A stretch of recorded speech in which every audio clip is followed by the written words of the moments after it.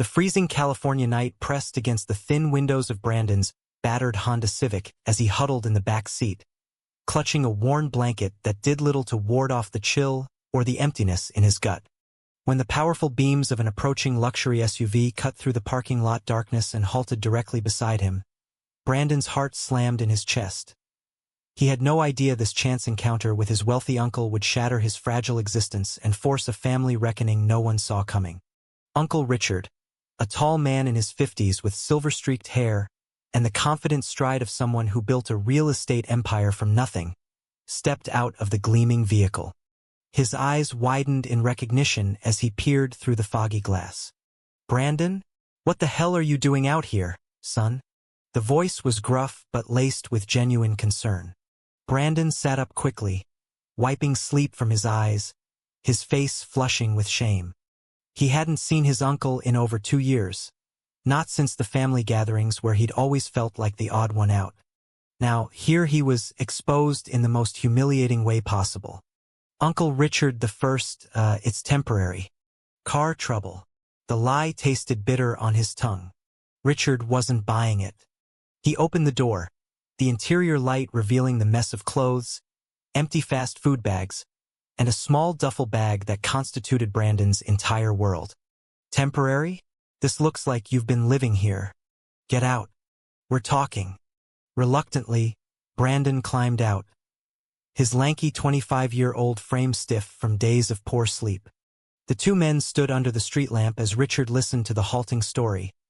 How Brandon had come out to his parents 6 months ago as gay, how his conservative father had given him an ultimatum to fix it or leave, and how his mother had cried but ultimately stood by her husband.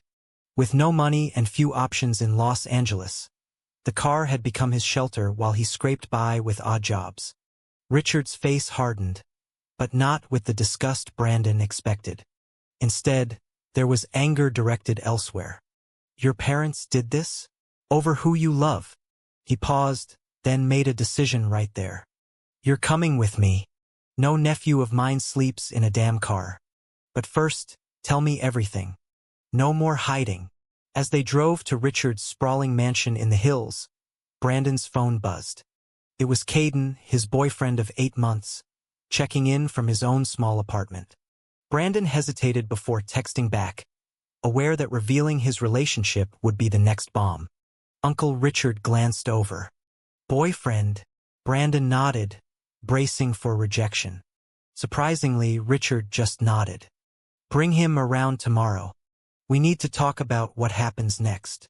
The night stretched as Brandon settled into a guest room for the first time in months, his mind racing with fear and fragile hope. He stared at the ceiling, replaying every harsh word from his father and the quiet disappointment in his mother's eyes. Being gay had always felt like a secret he carried alone until Kayden entered his life at a university event, their first conversation turning into hours of shared laughter and understanding. Now that safety net felt distant, and the shame of depending on his uncle gnawed at him. Morning light filtered through the large windows as Richard prepared breakfast. Over eggs and coffee, Brandon opened up more, describing the night his parents found the messages on his phone, the yelling that echoed through their suburban home, and the final slam of the door that left him with nothing but his car keys. Richard listened without interruption, his expression steady. "I've built my life on making tough calls, Brandon. This one's easy. You stay here. I'll get you back in school, give you a job at the company if you want. But we're doing this right. The family needs to know I'm standing behind you completely." Brandon felt a rush of gratitude mixed with dread.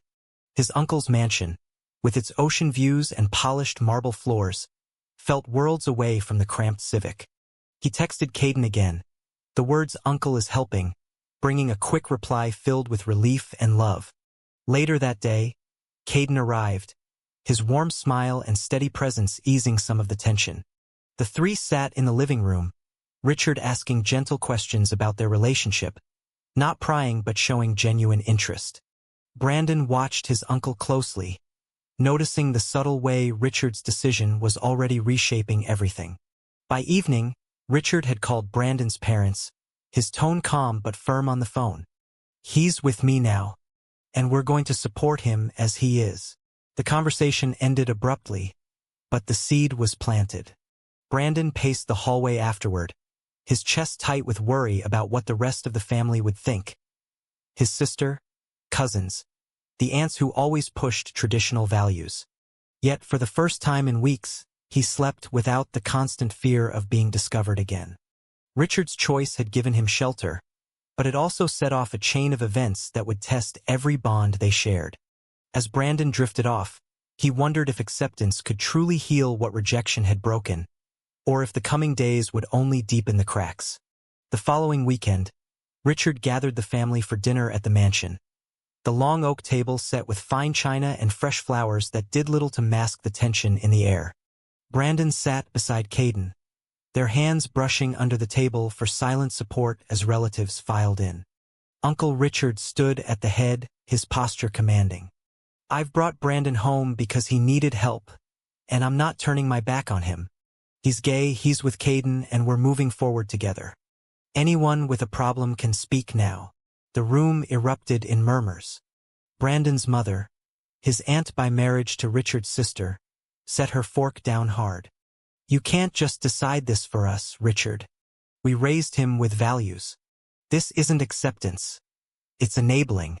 His father stared at his plate, jaw clenched, while cousins whispered about business reputations. Brandon's cheeks burned, the old shame flooding back as he recalled childhood holidays where any hint of difference was quietly discouraged. Kayden squeezed his hand, whispering, "You're not alone." Richard remained calm, outlining his plan. Brandon would intern at the company, attend therapy if he wanted, and the family trust would adjust to include him without conditions on his identity. "My decision stands. Blood doesn't come with strings." The words landed like stones, sparking arguments that spilled into the evening. Brandon excused himself to the balcony, where the ocean breeze cooled his face. Inside, he heard voices rise and fall, his uncle defending him fiercely while others questioned motives. The confrontation left everyone raw, but it also revealed cracks in the family facade. His sister quietly admitting she had suspected, but stayed silent out of fear. Back inside, Brandon pulled Kayden aside in the hallway. "I feel like I'm tearing everything apart." Kayden's eyes held steady understanding. "You're not tearing it. You're forcing it to grow. I love you for that strength."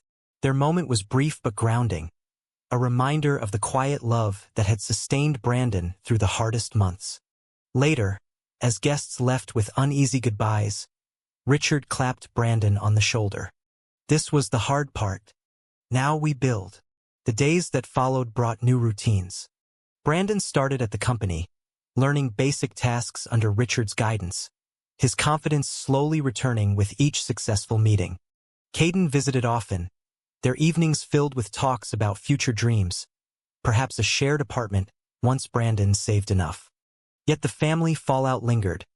Texts from his mother alternated between pleas and silence, and a cousin's snide comment at a company event stung deeply. Brandon wrestled internally, questioning if his presence was worth the disruption. Richard noticed and shared a rare personal story over late-night drinks. "I lost friends chasing success. Don't lose yourself chasing approval." The advice planted seeds of resilience. As weeks passed, Brandon and Kayden's relationship deepened through shared walks along the coast, laughing over small victories and holding each other through doubts. The misunderstanding came when an aunt accused Brandon of manipulating Richard for money, a rumor that spread quickly. Brandon confronted it head-on in a phone call, his voice steadier than ever. "I'm not taking anything I didn't earn." The exchange left him drained but clearer about his worth. Richard's unwavering support became the anchor, proving his initial decision was no fleeting kindness, but a commitment that forced the family to examine their own hearts. Tension rose steadily, yet Brandon felt himself growing. No longer the scared young man in the car, but someone learning to stand tall. Brandon's days at the company brought both opportunity and pressure. Colleagues whispered about the Nephew situation, and one project meeting turned awkward when a conservative client referenced family values pointedly. He confided in Kayden during a quiet dinner at the mansion. their hands intertwined as they sat on the patio overlooking the lights of Los Angeles. "I keep wondering if I'm the problem," Brandon admitted. Kayden listened, then shared his own past, coming from a similar background. He had faced rejection too, but found strength in small acts of defiance. Their conversation turned tender, reinforcing the bond that had started with stolen glances at college events and grown into something real and steady. Richard arranged for Brandon to lead a small marketing task, a test of trust that boosted his spirits. Yet the internal crisis deepened when his parents called, demanding he return home on their terms, therapy to change. Brandon hung up shaking, the old fears resurfacing. Kayden stayed the night, not pushing but simply being there, their quiet talks helping Brandon process the pain of feeling unlovable. "You're enough as you are," Kayden said softly, and in that moment Brandon believed it a little more. A betrayal hit when a cousin leaked details to distant relatives, twisting the story into one of greed. Brandon confronted the cousin at a family barbecue. Richard insisted on hosting to mend fences. The argument was heated but honest, ending with the cousin admitting discomfort rather than malice. Richard stepped in afterward, reminding everyone his decision was about love, not control. The event left Brandon exhausted but oddly empowered, his identity no longer a secret to hide but a truth to own. Kayden's presence became a lifeline. They explored the city together, visiting museums and parks where they could walk openly, their laughter echoing as Brandon rediscovered joy. One evening, under city lights, Kayden spoke of his dreams for them, a life free of hiding. Brandon's heart swelled, the romance blooming amid the chaos. Yet doubts lingered. He worried his struggles burdened Kayden. Richard sensed it and offered quiet wisdom during a morning run. "Growth hurts, but it's worth it." The words resonated, pushing Brandon toward therapy sessions that helped unpack years of internalized shame. The family tensions simmered, with his mother sending mixed messages and his father staying silent. Brandon's growth showed in small ways, speaking up in meetings, planning his future with Kayden, and even volunteering at an LGBTQ youth center. Richard suggested. The path was not smooth, misunderstandings arising when Kayden felt sidelined by the family drama, leading to a brief argument they resolved with honest talk. Each step forward solidified Brandon's sense of self, the uncle's bold choice proving to be the catalyst for not just shelter, but genuine transformation. Misunderstandings escalated when a business associate pulled funding after hearing rumors about the family issue. Richard faced the loss stoically, telling Brandon it was a price he was willing to pay for principle. The sacrifice hit hard. Brandon offered to leave, but Richard refused. "This is my stand, not yours." The moment forced Brandon to see his uncle not as a savior but as a man making real sacrifices. At a tense family gathering, prejudices surfaced openly. His father attended reluctantly, launching into old arguments about choice and sin. Brandon stood his ground, voice steady as he described the pain of rejection and the strength found in acceptance. Kayden supported silently from the side, their eyes meeting in shared resolve.